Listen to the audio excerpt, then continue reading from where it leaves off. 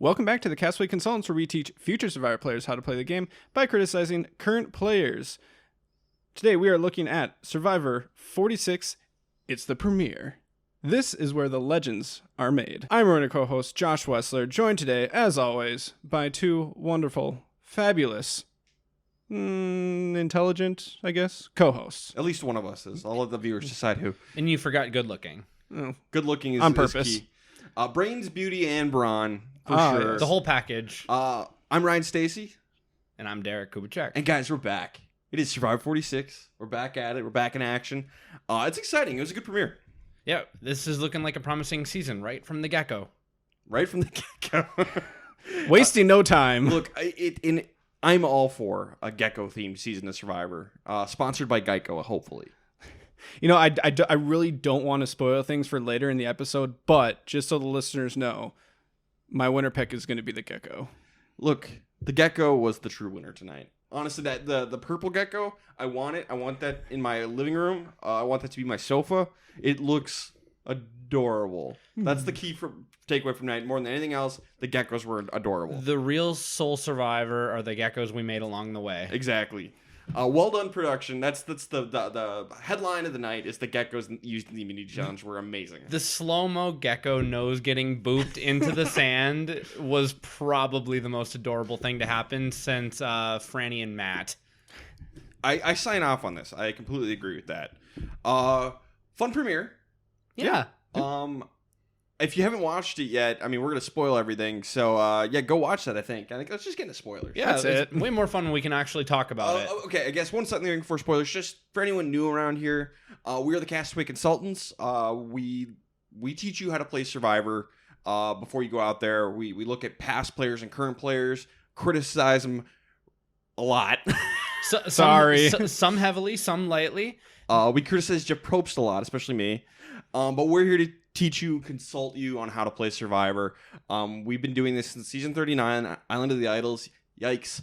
But we've also been doing a rewind series, and as of recording, we have gone all the way up through season 29, San Juan del Sur. So we're burning the candle at both ends to get you the knowledge you need to win Survivor, or at least play pretty well. Yeah, if you don't like listening to people who talk about things that they've never done, maybe not the podcast for you. Who knows? Maybe it is. Keep listening. Yeah, there's only one way to find out, is that's listen. But we do spoil the things we talk about, obviously. So, spoiler alert for season 46. If you haven't watched the episode yet, come back, go watch it, come back and listen to us. It'll be a fun time. 3, 2, 1. Okay, fun episode. Wild first boot. I mean, yes, it made sense, but it was still like going in. If you told me that guy was gonna be the first boot, wouldn't have believed you. Yeah, the loss of Jelensky here, I don't think... And by the way, during the offseason, I was just doing a generic internet search for us, and I found a random, of course, Reddit thread about good Survivor podcasts to listen to, and there was a user whose name I don't remember. They said, the Castaway Consultants are a little bit game body, but if you like that kind of thing, they're really good for you. And that's, first of all, kind of the point of the podcast, but we also acknowledge that sometimes... that's just not how it works out, and that's not how people can play. Yep. So I'm glad that we are good enough that random Reddit user says that we are game body. And playing, or I guess analyzing from a game bot perspective, the person who went home tonight is probably not the person who should have gone home tonight. Bad move tonight. But that's fun. Look, we can be a little game body, I think, because that's the whole purpose of the podcast. But don't get us wrong. We love bad gameplay. And how often do we say, "Oh, that's bad," but I loved it? Yes. We try to polish off both sides of the coin here. Yep. What are we supposed to do? Sorry, we're supposed to be entertaining. Yep. But we're here to help you win. It's a silly game show that can make you rich. But we have 18 new cast members. We're doing a whole other new era of Survivor kind of thing. Should we go over this cast real quick? Really quickly. Let's go. All right. So starting in the Nami tribe in Orange, we have Hunter McKnight, a science teacher from Mississippi. Liz Wilcox, a marketing strategist from Orlando, Florida. Randon Montalvo, also from Orlando. We have two people from Orlando on the same tribe. He's an aerospace tech. Soda Thompson, often goes by the nickname Pop when she's in the Midwest. That's funny. Pick that low-hanging fruit, Ryan. You know that most of our listeners are in the Midwest. A special ed teacher from New Jersey. Tevin Davis, an actor from Virginia. and Venus Vafa, a data analyst from Toronto. Another Canadian. Uh-oh. She's going to win. Watch out for those Canadians. Okay. The Green Siga tribe. We have Ben Katzman, a musician from Miami. Charlie Davis, a law student from Boston. Another one. My favorite already. Honestly, though, I like Charlie a lot. He's no Jake, and we'll see how his gameplay comes out. Charlie is like Spencer Bledsoe mixed with Carson from 44. I can see it, but Spencer before he kind of went wackadoo on us. Yes. We have Jem Hussein Adams, international brand mentor from Chicago. Maria Schreim Gonzalez, a parent coach from Dallas. Mariah Gaynor, a program coordinator from San Diego. And Tim Spicer, a college coach from Atlanta. And then on the Purple Yanu tribe, we have Banu Gopal, IT quality analyst from Massachusetts. We have our first boot, David Jelinski. He's going to go by Jelinski for his brief time here. He's a slot machine salesman from Las Vegas. Also a Survivor legend. Survivor legend. He knows that all Survivor legends go by their last name. Yeah. Jess Chong, software engineer from San Francisco. Kenzie Petty, a salon owner from Charlotte, North Carolina. Q, like literally the letter Q, Q Burdett, a real estate agent from Memphis. And Tiffany Nicole Irvin, an artist from New Jersey. That is our motley crew of 18. Quite a few characters in this cast. Should be fun. But we already jump into the episode proper. Let's go. Yeah. All right. Episode begins. Pretty usual at this point. We start on a beach. We're going to do a challenge ahead of time. But before we do, Jeff is talking, he gives this big, opening season speech. And he says something along the lines of, there's somebody in this cast who can't win this game against anyone. There's no combination where this person can win. I'm looking at Derek for the podcast listeners. I'm looking directly at Derek.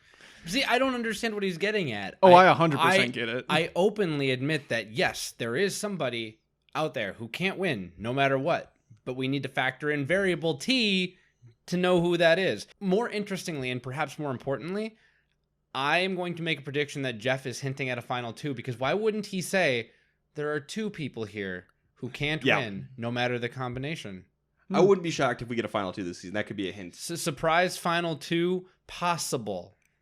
But put a pin in that. I'll say long shot, just because I feel like he's hinted about not really wanting to do a final two for just anything that he's said in any sort of interviews, podcasts, whatever it might be. So I would be very surprised, but it's possible. But the hint is there. If they keep Final Firemaking at 4 and then do a final 2, I am all for that. Let's try that. Okay. Let's try that. That might be an improvement than what we have. We've never done it, and it gives some power back to the players. I like that. I'd rather have that. So there, we'll put that up on a shelf until finale night, and we'll see. But we're going to do the reward challenge. First place gets all their supplies, and second place will get to choose between doing the sweat task and the savvy task. Third place has to do the other one. Reminder for the listeners who are new, always do savvy. Yep, always do savvy. If you have to do one, do savvy. So the right choices were made here. Yep. Nami's going to take first place. Asiga is going to take second. They're going to choose savvy, which leaves Yanu with sweat. And so begins the tough episode for the Yanu tribe. The sweat challenge ends up being two people have to run down to the ocean, get a bucket full of water, and fill up 2 giant urns. They reminded me of the ones you find in the dungeons in Skyrim. They're massive. Yes. And the buckets have holes in them, so they're leaking water. So you better run or plug up all the holes. This looked impossible. The way it was shown to us and the way it was shot and how much they'd filled up to after about an hour and a half, this looked impossible. And Jelinski would agree. So unless it was misleading editing, which it could be, these two are going to quit, and Jelinski's the one who's going to quit. Q doesn't want to do it, but Jelinski quits, and Q can't do it without Jelinski. Jelinski's going to toss the hourglass across the beach in the process. Yeah, this looked impossible. I don't really blame Jelinski for wanting to quit, but at the same time, that's just it's a bad first impression. It's a terrible look. Even if you don't do it, just you don't have to run back and forth for the next 2 hours. They're halfway through, it looks like right now, when he ends up throwing the hourglass. Just walk. Yep. Walk for the next 2 hours. I get it. The beach hurts your feet after a while. Suck it up.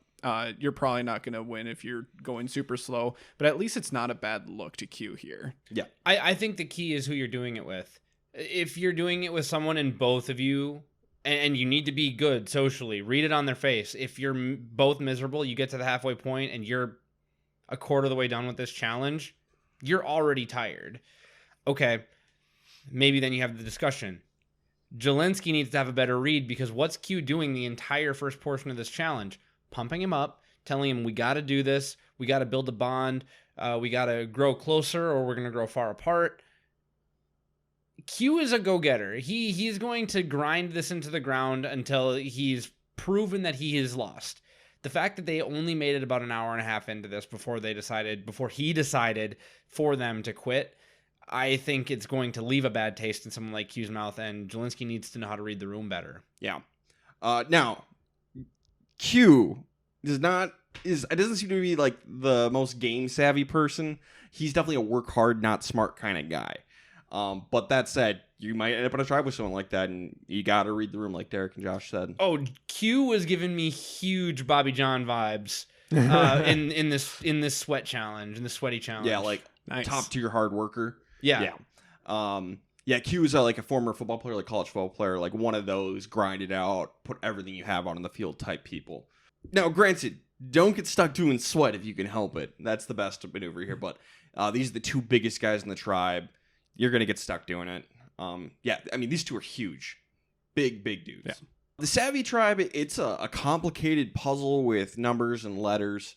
So it's a tricky one, and the clue they have to figure out is like the key for what they're looking for is actually underneath their challenge, but they don't end up figuring it out. It's Ben and Charlie who volunteered to do it. They don't succeed. They end up making an alliance, and when they get back and join the tribe, everyone's like, it's all good. Don't even worry about it. So good for them. Everyone's nice. It's like it's day one. We're all good. Let's get along. Another reason to pick Savvy when possible, because Q, like if they were to lose the Savvy challenge, you can't just make yourself smarter. Yeah. In theory, you can make yourself work a little harder. No matter the futility in either exercise, the optics on Savvy are simply better. Yeah, you can always argue willpower. Like that's exactly what Q is doing. Is like you just got to dig deep, essentially. Yep. Like you, I'm sure you had hard times in your life. You can things that much harder than this. You can do it. Not if you're just circling letters on a board and trying to figure out what the clue is. Pick Savvy. Don't volunteer to do it. Correct. That's the best solution you can do. But we're going to get Maria and Tim. They're both parents, and they're going to make an alliance based on that fact. But Maria gives us a confessional saying she doesn't want to be anybody's mom, which is, we've talked about this. You want to be a Denise Stapley, more not so much a Dawn. So even just last season, Julie was turned into the mom by someone else, and we talked about having that as a strategy. If you can doing someone's branding for them, that might be something that you can turn on its head. And Maria is not going to let that happen to her. It seems to be a focus of hers not to be tribe mom. Yeah, no one's going to call her Mama Maria or anything. No. I feel like she might be like someone who listens to Survivor podcast, because I know we're not the first people to say that. So, I expect good things from Maria. Mm-hmm. Over on Nami, Liz, we don't get a ton from Liz in this episode. We just learned that she's allergic to a bunch of stuff, including coconut, so she can't eat the coconut that they find. But she makes some really weird comments that how she's like owned 4 companies and sold 2 of them. It makes her sound very wealthy, and it kind of rubs at least one person the wrong way. It's just like a weird comment to make on day one that you're implying that you're very wealthy. It's giving Dan from Nicaragua. Yeah. And that's not company that you want to be in if you're looking to win Survivor. Yeah, I mean, I guess it could make people want to take you to the end because you won't get the votes, potentially, but at the same time, it's also a reason to vote somebody out. Go back to Africa. Dentist Dr. Carl was voted out first because he was wealthy. So it's how about you just don't do it? It's not worth the risk. Well, and it's just the larger conversation about when you're inevitably going to be talking to people about what's your job, what kind of career do you have. It's just the general, what kind of person are you? It could be being really careful about how you talk about how wealthy you are. It could be maybe people are worried about lawyers. Mm-hmm. So it's just add that to the list of all the things to be careful about. Yeah, absolutely. And I promise I'll only talk about this for a second. I work with a lot of business owners in my job. A lot of times those businesses are like children to those people, and they can't help but talk about them because blood, sweat, time, tears, suffering, sacrifice goes into building these things.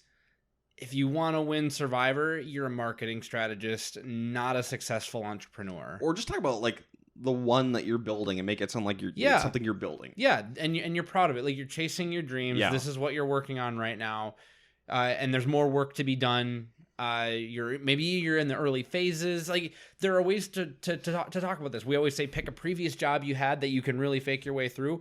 Even if you want to be an entrepreneur because you don't want to hide everything, just remember what it was like that first year where it was hard, you were struggling, you were looking for resources, you're scrappy, you're willing. That's something that someone probably wants in an alliance member. So you have to be able to rein it in, Liz. It's less about what you say and what you do and how you do it and how you say it. And it's true here, and it's true with Jelinski as well. It's all about presentation. Megamind reference. Wasn't expecting that today. Dude, that movie's awesome. It is awesome. Okay, Siga. We get a kind of a women's alliance starting up here. We have Mariah, Jem, and Maria. They all want to work together, and they do not want a woman to go first. But they're going to need to pull in a man as well to have the numbers. And they end up settling on Charlie. They like Charlie a lot, and they're like, we could be Charlie's Angels, which that's a great alliance name. I love this. Oh, absolutely. And yeah, they're having a discussion about who to bring in. It's an easy choice. You bring in the Swiftie to the All Girls Alliance. Come on. I mean, it's not always about age, but if you want to bring in like the younger, more impressionable, happens to be a guy, but the younger, more impressionable tribe mate into like a solid 3, I think that you have better luck doing something like that than going with a Tim or was it Ben? Ben. The other one? I think Ben would be okay. But Ben would be fine, but if you're looking for someone core who's going to be loyal, who can't really out-savvy you, Charlie is probably a better choice just based on age. Now, Charlie might get the best of all of them, but... Now, if you're on a season with me, and I find out you're, like, obsessed with Taylor Swift, I'm less likely to work with you, more likely to vote you out because you annoy me. I'm so sick of hearing about Taylor Swift. Not on Survivor 2, please. Ryan works on news. Yeah, it's nothing against her, really. It's just that I work in news, so I have to watch a lot of news broadcasts, and it's just oversaturated, and I'm just tired of hearing about it. Not on Survivor 2. Please give me a break. I'm so tired. Taylor Swift has a press box at Tribal Council. What's her boyfriend, Travis Kelce? Yeah, she and Travis Kelce, they're going to show up. We need to know if she's going to be able to make it to the Survivor finale. You know. Yes. She might be in Tokyo. Survivor Island of the Idols 2, Travis and Taylor. Oh my God. Don't give them ideas. Let Taylor design a challenge. And hopefully he'll break somebody's ankle. That's a callback to recently. One episode ago on this podcast. That's how you break somebody's heart. All right. Over on Yanu, Kenzie, Jelinski, Tiffany, and Q. They're all going to make an alliance to work together that's going to last a real long time. I think these 4 can go deep in the game. Jelinski's words, not mine. Jess, we don't see why, but at first, Jess and Banu knew the outs. We don't know why Banu's on the outs, but Jess, she is not bonding with anyone because she's too quiet. We're going to find out she has ADHD and is very scatterbrained. She's losing stuff all the time, so she's just kind of out of it. Almost gets voted out first because of it, it seems like. So, you know, even if you are an introvert, now's the time to get out of your shell. No better place than Survivor. Yeah, otherwise you're going to go out first. So just talk to people. Don't do it too much. Don't be Wendy and talk too much at Tribal Council, but, like, you got to talk to people. I mean, the toughest part, for some people, the toughest part of the game is the first couple of days. First impressions are huge. Yep. Some people don't give off great ones. Yep. Over on Nami, Soda works as a camp counselor during the summers. So she likes to sing camp songs a lot. Hunter is also a camp counselor, and he loves it except for the part where they sing camp songs. Ryan, remember how there were 2 kinds of RAs in college? Yes. And you were definitely the one kind? Yes. Ryan was the hunter. Yes. And there's definitely the other kind. I am, look, I went to I did summer camp and summer activity stuff when I was a kid. like at daycare, like after school activity, stuff like that. And whenever they did like songs and like clapping and singing and dancing, I wanted to die. I hate that crap. So I relate to Hunter so much. I don't want anything to do with it. I want to cringe out of existence whenever somebody starts it. So Homer into the hedges. Yeah, Homer into the bushes. I relate to Hunter so much here. And it was really nice because my second year as an RA, all of us were the second type. And we just like, no, we have no spirit to do anything. Just shut up and do your whatever you need to do. My spirit is dead. My spirit is dead. Now, might I offer one exception to this rule? Because we've learned that Paramount is willing to dip into their wellspring of content and licensing that they have the rights to and make fun editing choices. If I started to sing the campfire song from SpongeBob, you might be able to get it. Would you sing along with me? I'd be more likely to sing the fun song. F is for friends who do stuff together. U is for you and me. N is for anywhere and because we had a science teacher in high school who didn't know that song, and so the entire class sang it for her. It was a great moment. And by the way, the campfire song begins, "Let's gather around the campfire and sing our campfire song. Our CAMPFIRESONG song." That's going to get us like red flag. We got 6 seconds. We got 6 seconds. Get us demonetized. Yeah. Yes. Oh no, we're broke. So Hunter wants to align with somebody who is more social than him because Hunter's from small town Mississippi. He grew up there. He still lives there. He works there. So he ends up making an alliance with Tevin. And they bond because they are both big fans of the Andy Griffith Show. And so it turns into an Andy Griffith episode. Black and white, we get the music and everything of these two hanging out. And it's like the Top Gun montage sequence from last season. It's incredible. And I'm all about this. Yes. Finally, we have a millennial sitting somewhere within the influenced sphere with editing decisions. And I'm so happy. These are things that I can get on board with. Highlight of the episode for me. I think the gecko is still the highlight for me. You know what? I take it back. The gecko's still the highlight. There can be multiple highlights. But then there are highlights.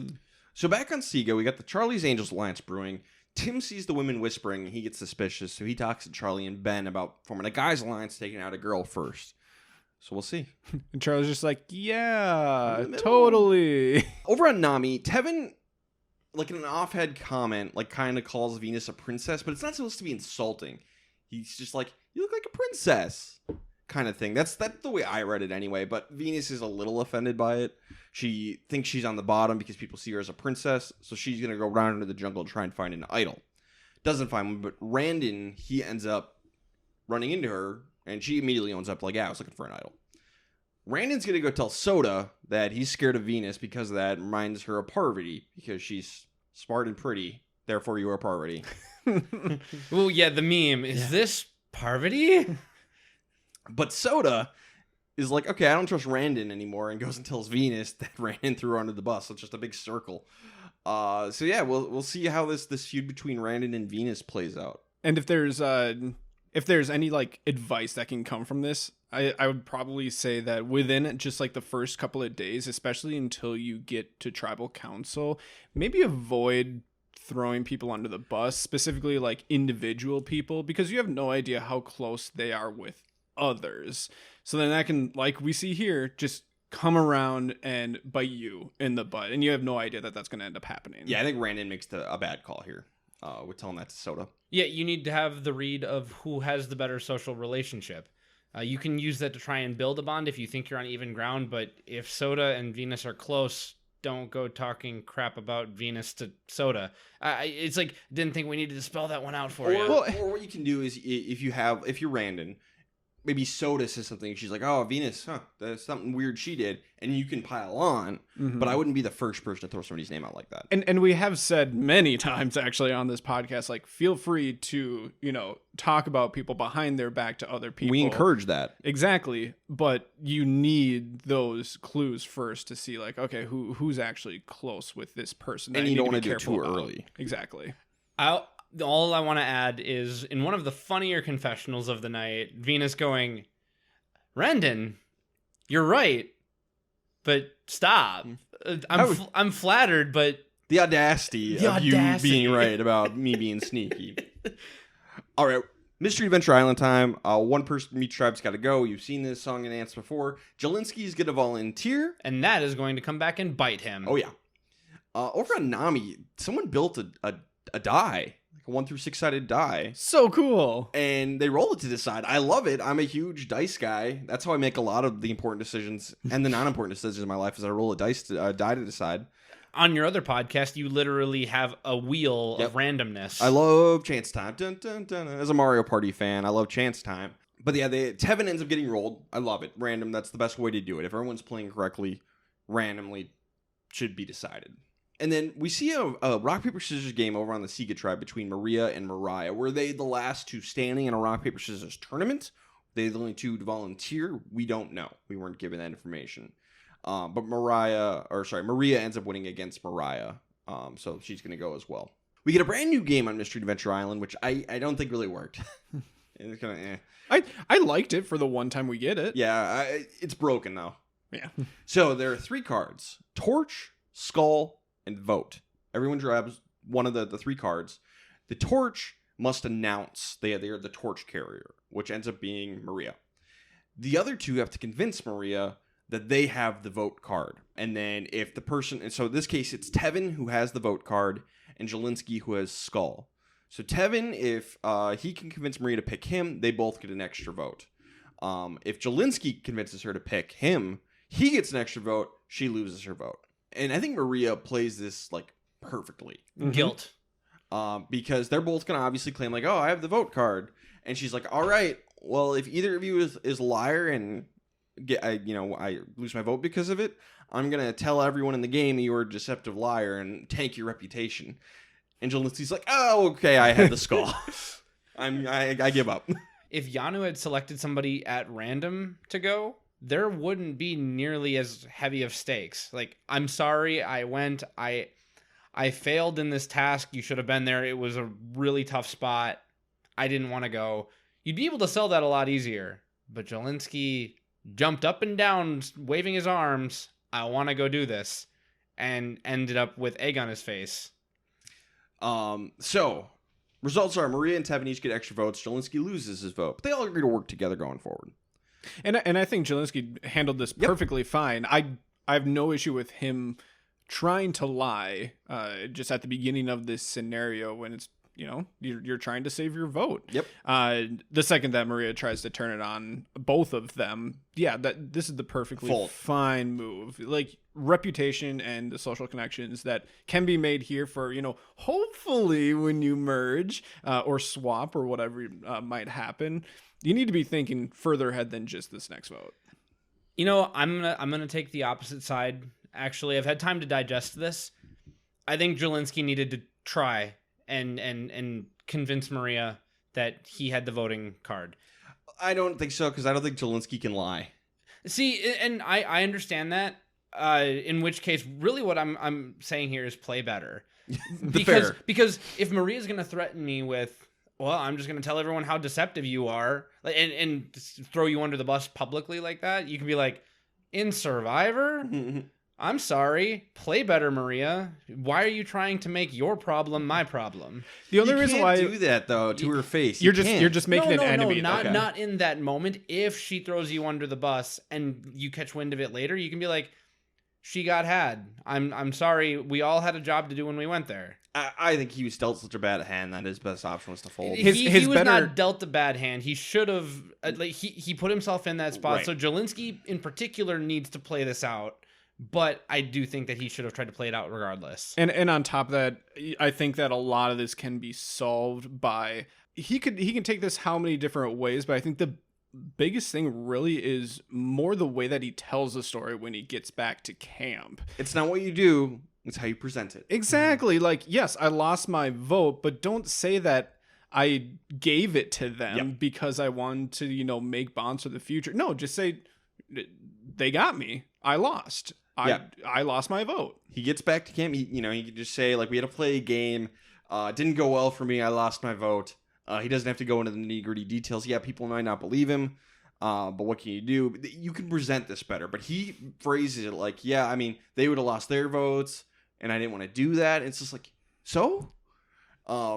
Yeah, there was definitely a different way to phrase it. He phrased it in about the worst way he could have. Mhm. And for those of you out there saying, oh, but you guys always say full disclosure, be transparent, tell everything. There's a time and place to tell everything. And historically on Mystery Adventure Island, we have been on the side of pretty much bare your soul. Like, because if it's production interference, all you can do is that. But when there are personal factors at play, you can play some of those things closer to the vest and be just, like you guys said, I lost. They got the best of me. Or even just like really try and destroy Maria's reputation and be like, she like stepped on my throat because she had the upper hand in the game and threatened to destroy my reputation. Unless like, Which she did.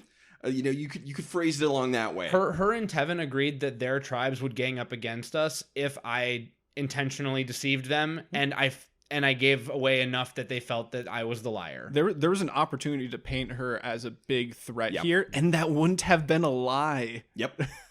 But everyone's just mad at him for giving up again.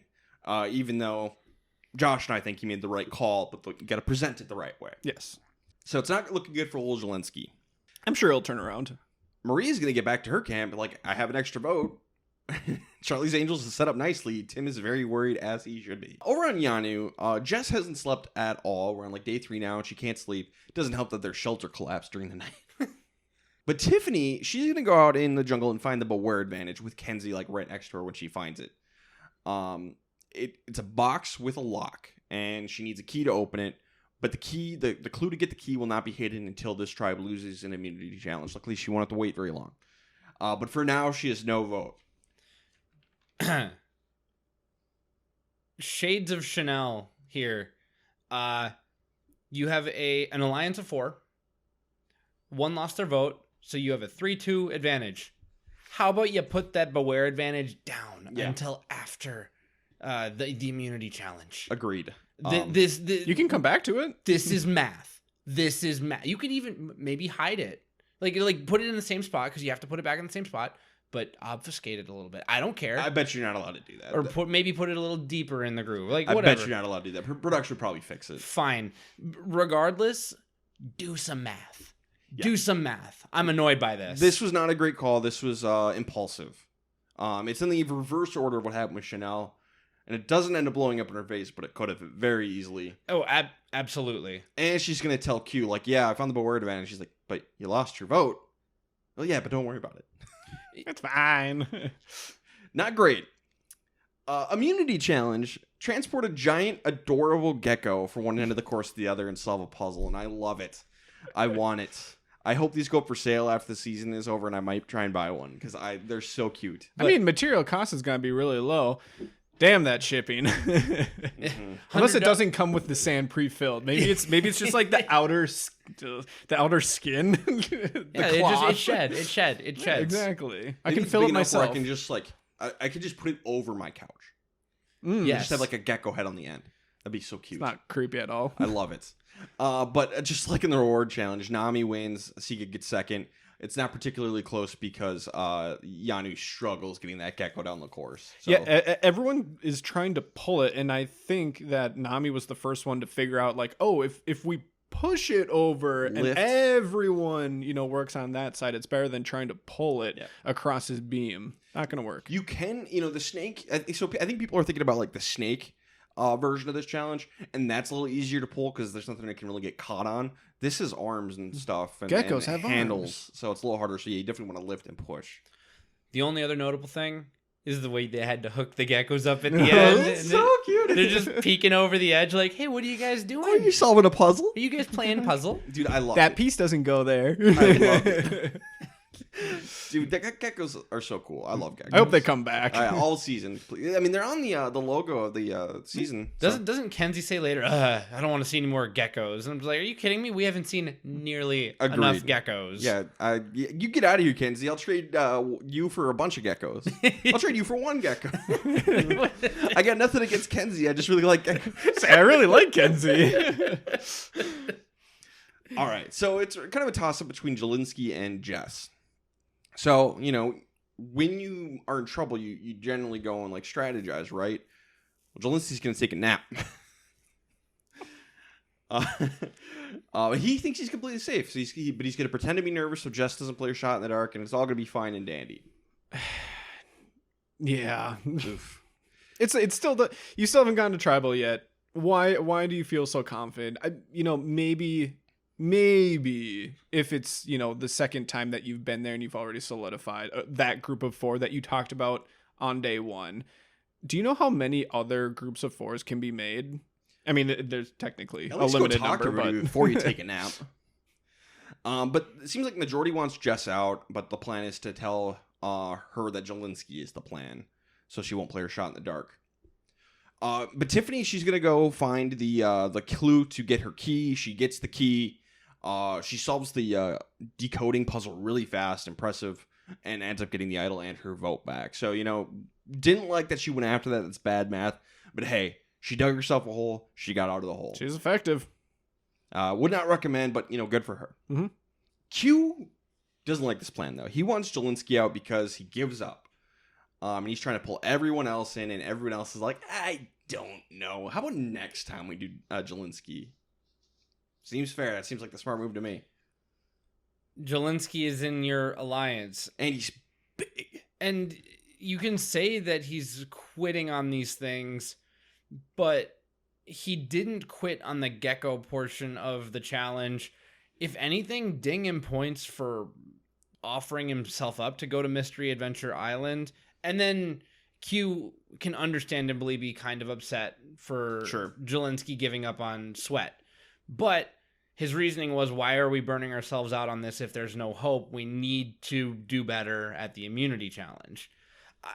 So it was all with good intentions. The road to getting your torch snuffed is usually paved with good intentions. Yep. But Jelinski, it seems like it's so much more sensible to keep him around. It really does. So unless we're missing something, maybe Jess had a much better social game than we were shown, and it was just a bad start. Maybe she got better.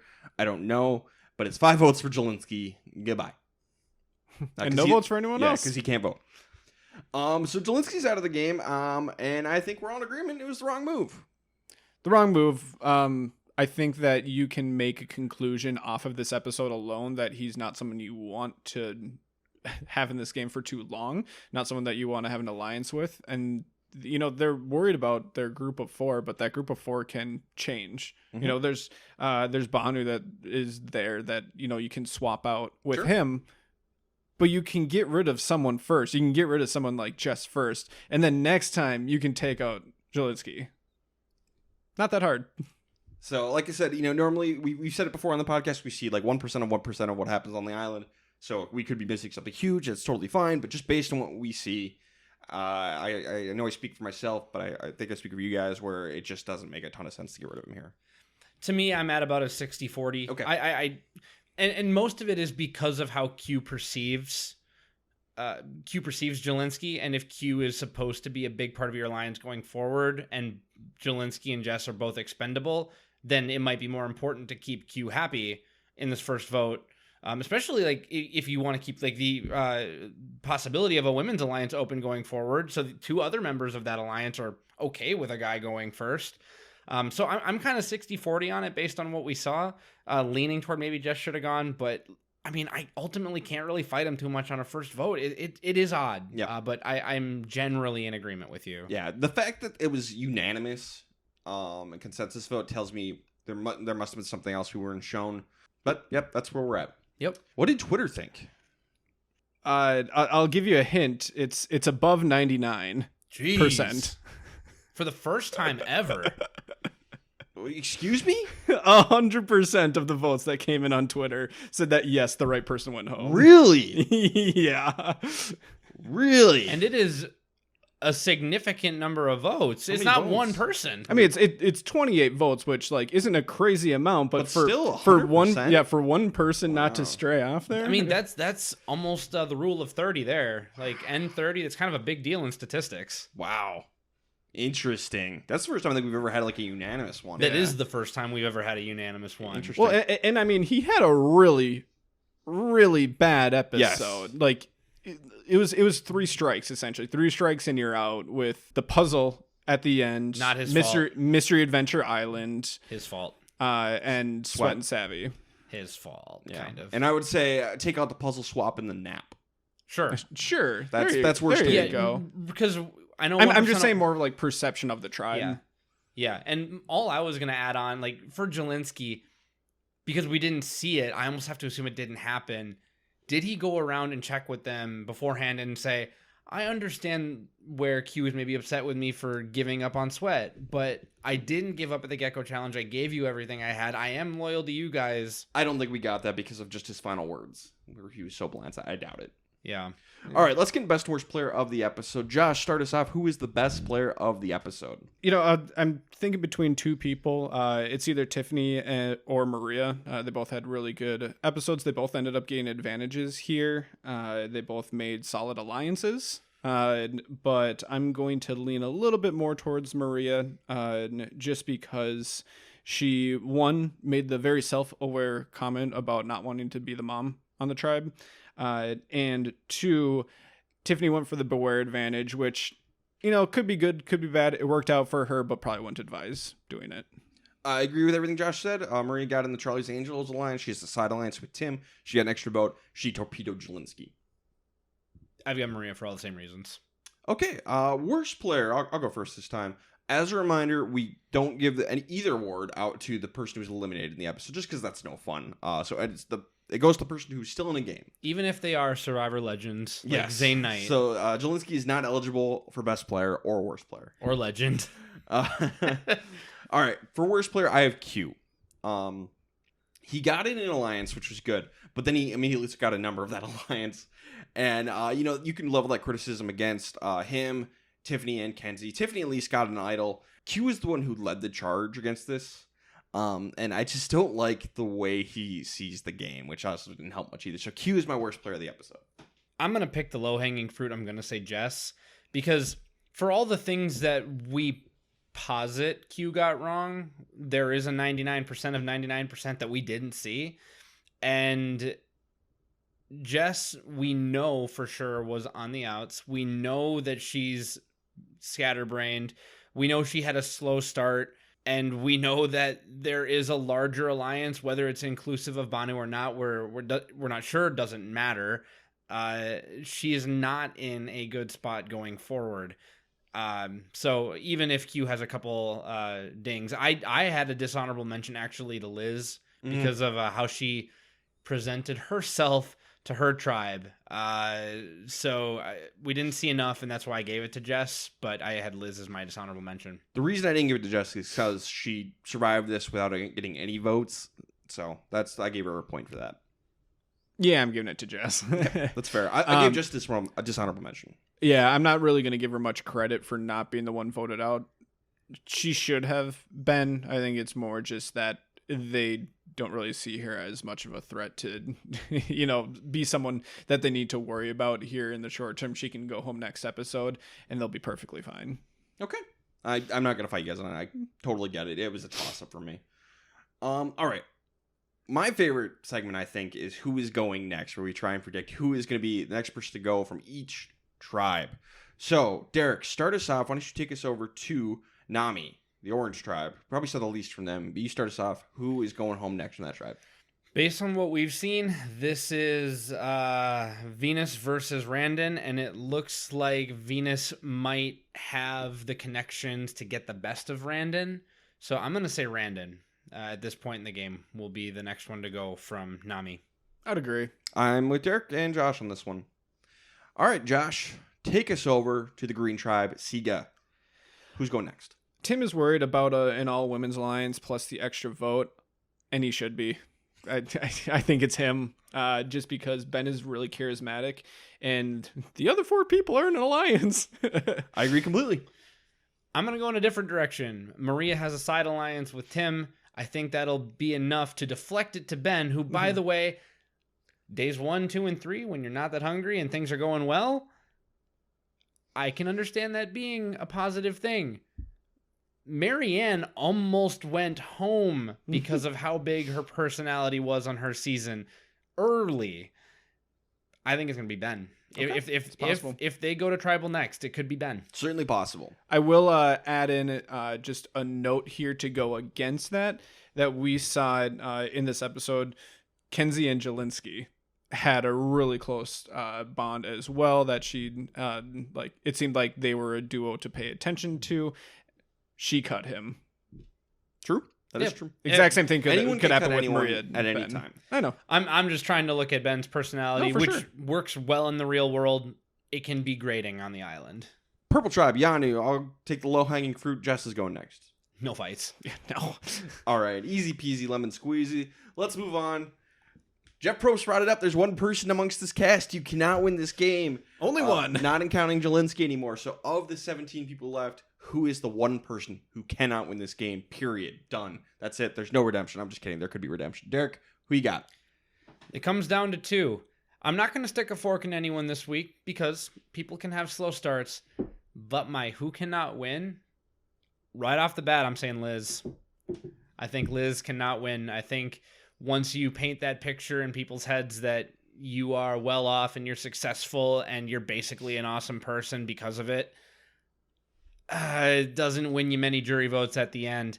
If you're going to do it like that, you have to at least be a little bit more careful with your words. And I think she's buried it.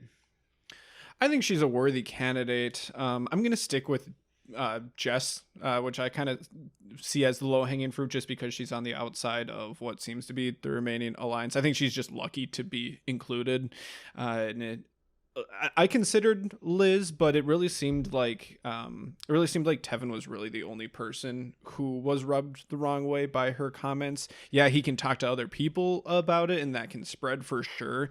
But I'm thinking really, really long term here. Day one comments about your career. I don't know if that's something to derail your entire game. Okay, I think those are both worthy picks. I think Jess could be a little bit like Emily from last season and have a redemption arc. Liz, we just didn't get a ton of screen time with her. I did heavily consider her, but I went with the person we got more screen time from. I'm picking Q. His go-getter attitude, energy, I just think is just not a good pick for Survivor at all. I don't think he's got a shot. I think he'll probably be right before the merge, right around the merge, maybe the earn the merge boot, something along those lines. I think very poorly of Q. Seems like a nice guy, seems like a good work ethic, but I think no shot. See, Ryan, I like your pick. I respect the pick. I think it's a good pick. I also think for that reason, Q cannot win the game. Q, Jess, final two. Who wins? Oh, Jess. You think so? I think... let's say it happened today. It seems like Q is the better social game for sure. So let's say... Sounds like you're breaking your own rules there, buddy. Day three, right? It could be a day 3 thing for sure where Jess could win, but I think Jess is going to have the redemption where she gets back and she just had a rough start, and I think Q is going to rub people the wrong way. So variable T is being factored into your who can't win. This is development. I love it for you. I love it for me. I'd just like to thank everyone out there in the peanut gallery and my co-hosts and my mom. This is amazing. No. Yeah, Q's gonna piss everyone off at some point, and I think he put him on. Yeah, I think he'll be fine on the challenge. Not good for Survivor. I agree with Ryan 100%. I also think he's not my pick for this one. I also think Q can't win the game. I'm just reveling in this moment right now. Okay. This is amazing. Okay. All right, let's get into the Survivor pool. A little game we play every season where we pick someone who we think is guaranteed to be safe. Derek's favorite. Derek is notoriously great at this game. But he did win last season. He did win last season, yeah. And for anyone who may be new around here, or you just don't remember all of our fun, stupid games, we've done this for 3 seasons now. This is being our 4th one, at least for the Survivor pool, and it is a complete tie. Yep, 1-1-1. So, but Derek has the worst average.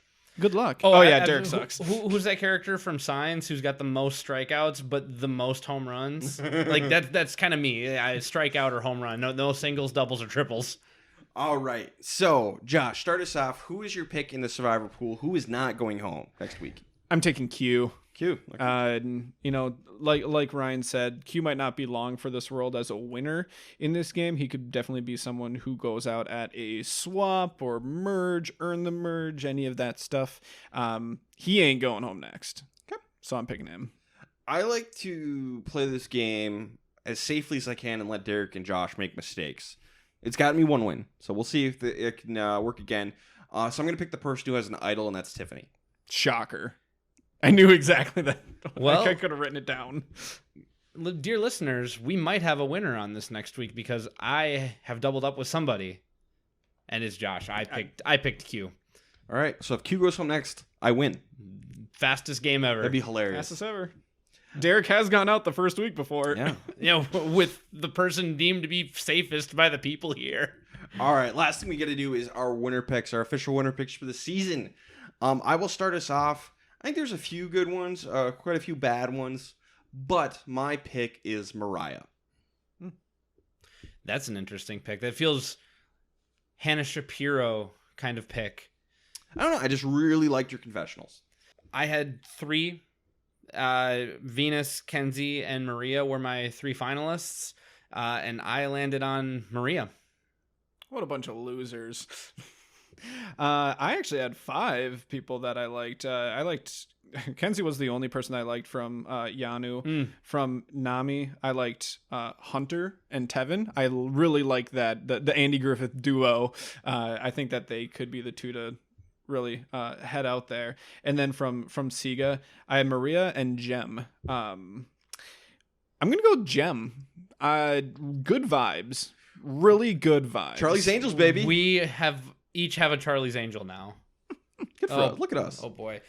For the record, Josh. Oh wait, did you say Moriah? Yeah. I thought you both said Maria. Yeah, no, I'm Maria. He's Mariah. You're now Jem, which is hilarious.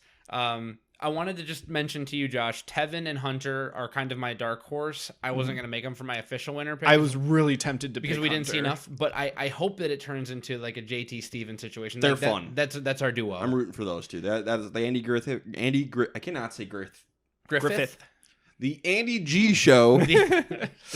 I'm rooting for them. That's a fun duo. Andy Grammer, he has his own show. I think we're going to get some duos coming out of these tribes like Hunter and Tevin and like Tiffany and Kenzie. I could totally see, these groups break up as they swap or merge, and you just kind of get those top duos from each tribe coming through.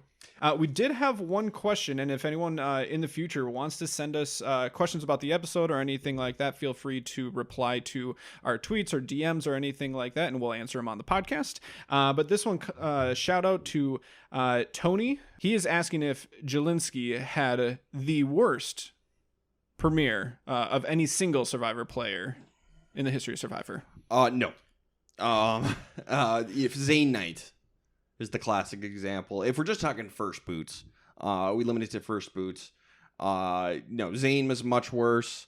I have Chicken down there. Chicken. It's one of the worst premieres of all time. Diane in Africa. Mm-hmm. Peter in Marquesas wasn't great either. Oh, Peter was bad. Yeah. Ryan in the Amazon was bad.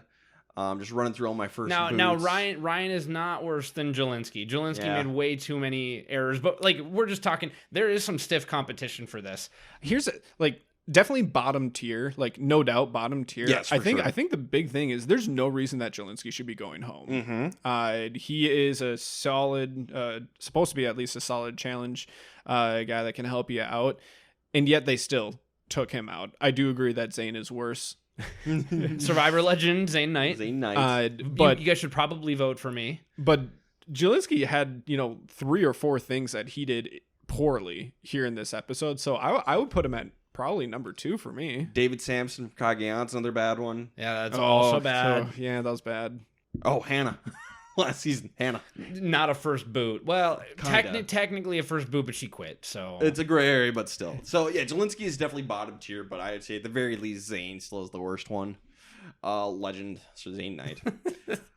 All right, got him right where I want him. Yeah. Social media. Yeah, like I mentioned, go follow us on Twitter and Instagram at Castaway Pod. We'll interact with you via DM, message, anything like that. And if you say, or ask any questions, we'll talk about it on the podcast. It'll be a super fun time. If you'd rather watch this on video, Hello.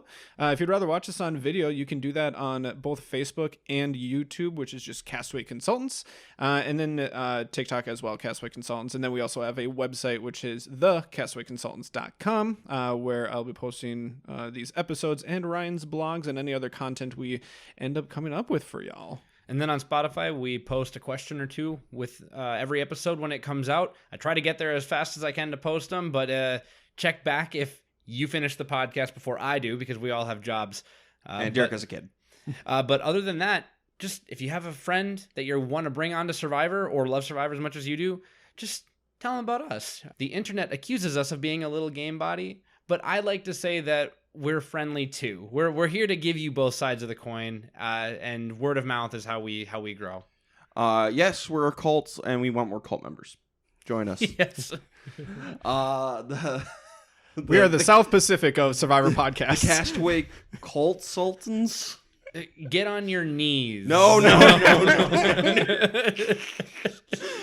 Oh, God loves Survivor South. I love Survivor South Pacific. So good. All right. On that note, this has been the Castaway Consultants. Got nothing else for you. Good night.